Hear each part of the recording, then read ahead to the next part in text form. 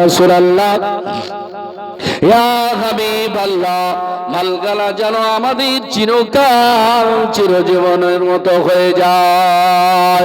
বিশ্বনবী বললেন, ও সাহাবায়ে কেরাম তোমরা শোনো, এই মালগুলো তোমাদের তখনই হয়ে যাবে যখনই তোমরা মালগুলো, তোমার কাছে সম্পদ আছে, মাল আছে, এই মাল থাকা অবস্থায় যখন তোমরা বেশি বেশি আল্লাহর রাস্তায় দান করে দিবে, খায়রাত করে দিবে।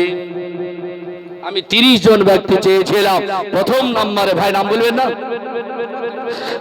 মতিলাল, তিনি 1000 টাকার দাদা বলেন, আরে তাকবীর। মতিলাল ভাই 30 জন ব্যক্তিকে আমি 1000 টাকা দেখতে চেয়েছি। সর্বপ্রথমে আমার মতিলাল ভাই 1000 টাকা দিয়েছে।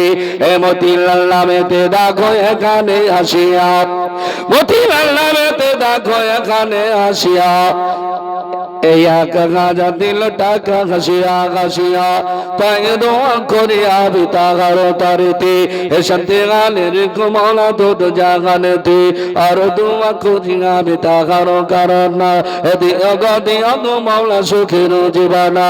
টেনে বসে অ্যাক্সিডেন্ট হয়, সেই অ্যাক্সিডেন্ট হতে বাঁচাবো দায়, সেই অ্যাক্সিডেন্ট হতে উদ্ধারিয়া নিয়া, এই দোয়া করি আমি কবুল করিয়া, সত্তানো গফার তুমি সব চেয়ে দাতা, মার্জনা করিয়া দাও যত গুনাহ খাতামি।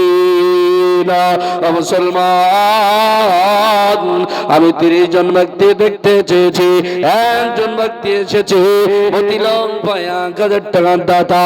1000 টাকা এমন কিছু বেশি নয় মুসলমান গো, একটা করে 1000 টাকা আল্লাহর দ্বীনের জন্য, কোরআনের জন্য 1000 করে টাকা।